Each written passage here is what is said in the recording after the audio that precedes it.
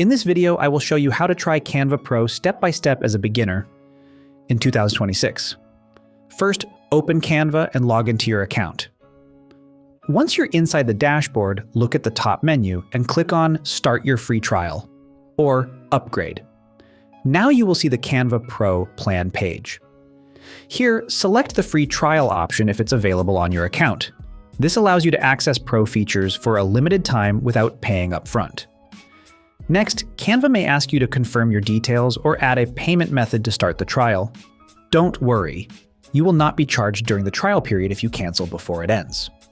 Once activated, you'll unlock all Pro features like premium templates, background remover, AI tools, and extra design elements.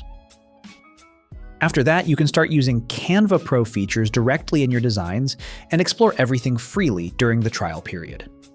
If you found this video helpful, subscribe to our channel